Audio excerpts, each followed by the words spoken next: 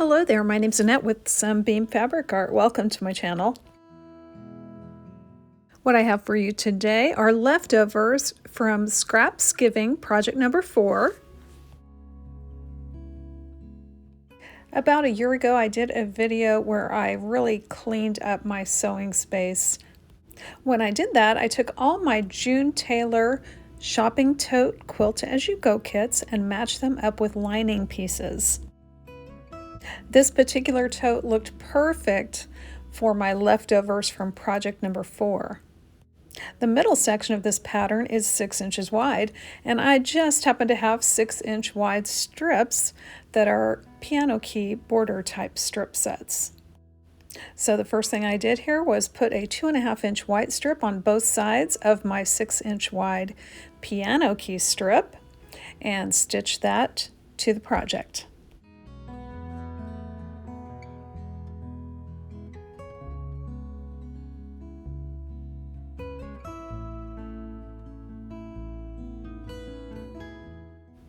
I finger pressed this white strip back just to take a look and see if I like the way that looks, and I really do like it. It looks great.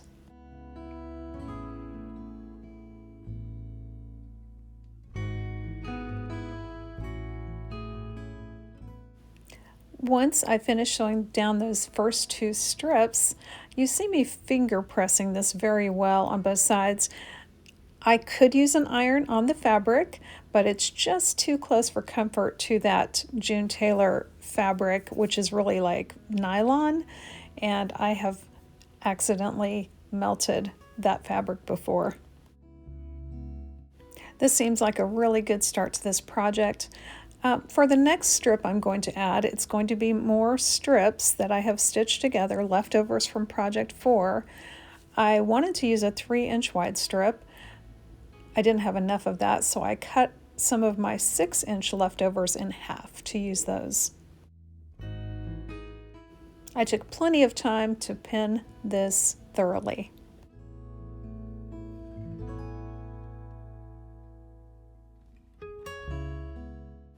And I'm pinning 2 sides at a time, so when I take this to the sewing machine, I can just go down one side, flip the whole project around, and go back down the opposite side. This scrap strip did not want to lay flat even with my finger pressing, so I did put some pins in just to hold it in place till I decide what to do next. This June Taylor template has a blank space in the middle on each side, so I am not going to need long strips anymore. I'm going to have 4 separate sections of shorter strips. That blank area in the middle on both sides is for a boxed corner cutout.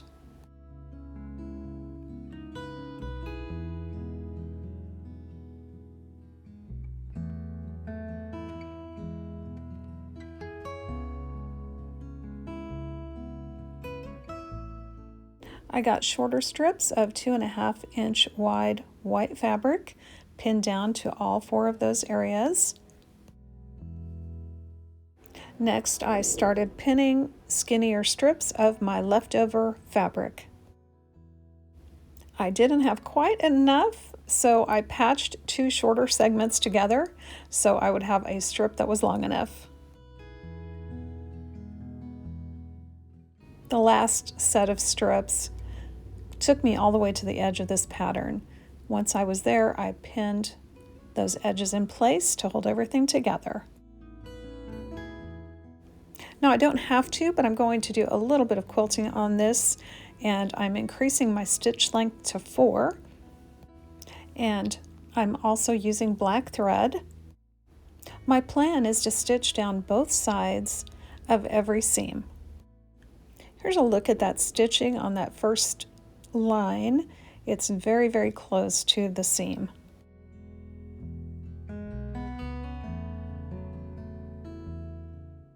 Once I stitched along both sides of every seam, I did also stitch the far edge of both sides.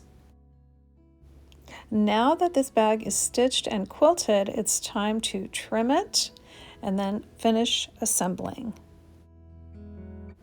What I'm using to trim is the blue lines on the June Taylor pattern underneath my fabric.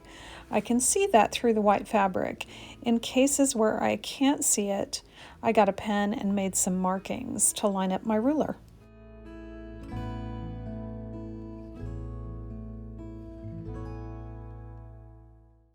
You can see here I picked out a couple of stitches on those corners just so I could make sure I was cutting this properly.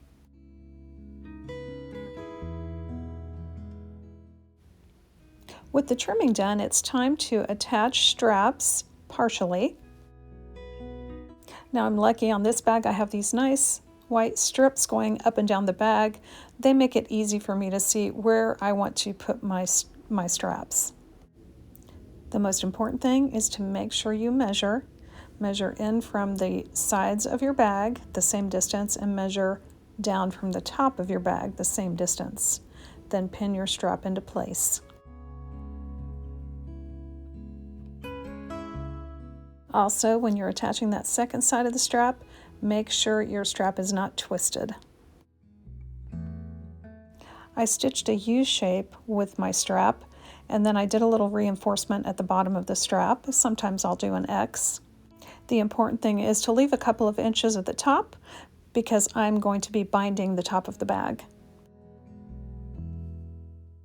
With all the straps out of the way and tacked down, I'm going to be stitching down the two sides of the bag and making the box seam on both sides of the bag. I like to do a seam that's a little bit wider than 1/4 inch, just to make sure any loose fabric does get enclosed in the seam. Next, I will go over this seam again using a blanket stitch to get all those loose ends kind of captured within a seam.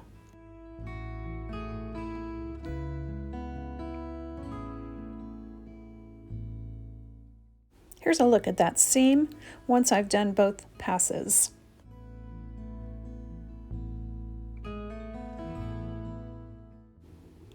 Now I'm going to open up this box seam opening like a microwave popcorn bag is how I like to describe it. The bottom of the bag should line up with the side seam. And I do find it easier on the box seams with all these layers and shifting to clip or pin. And again, first I go over this with a straight seam. I go back over it a second time with that blanket stitch. I am taking care to make sure that my straps are not getting in the way of my seams.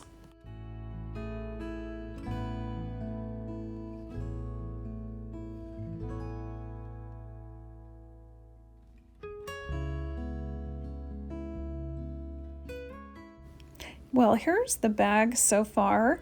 What I've got to do next is pick out some binding for the top of the bag. Then we'll finish tacking down those straps. For my leftover binding pieces, I picked out this green batik. What I like to do to the beginning of my binding is fold it down at a 45-degree angle and then fold that binding back in half. This makes a little pocket, and the tail end of my binding will tuck right into that pocket. I put a few pins in the leading edge of this binding, and then I'm going to be stitching it to the wrong side, the inside of the bag first. Again, I am making sure those straps are staying out of the way. The folded side of my binding is to my left, and the raw edges of my binding are lined up on the right with the raw edge of the top of my bag.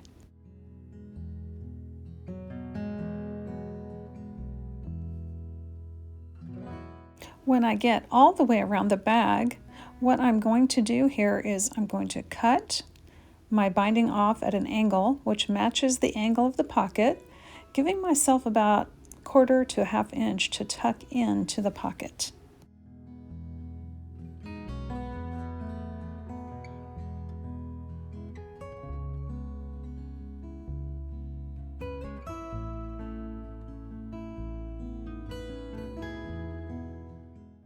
Once I finished stitching the binding to the lining, I flip that binding around to the outside of the bag. So I have a nice finished edge on the inside and a nice finished edge on the outside. And then I'm just going to top stitch that binding down. You could hand stitch it or use a decorative stitch. In my case today, I used a serpentine stitch.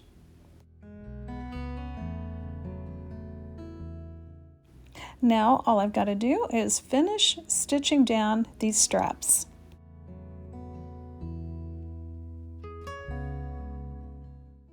For the top of the straps, I decided to make little X's to reinforce the strength of this strap. Next, I turned the bag right side out. The nice thing about these June Taylor shopping tote kits, they come with a little plastic piece that fits exactly in the bottom of the tote.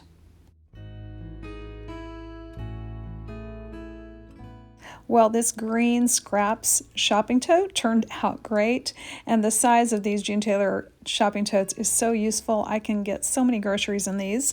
This particular tote is already sent away to my daughter, but I do think it's a really nice looking bag. Now here's a sneak peek. I have these scraps left over in my green colorway, so stay tuned for Scraps Giving quilt number 5. Thanks so much for joining me today, and I hope to see you back again real soon.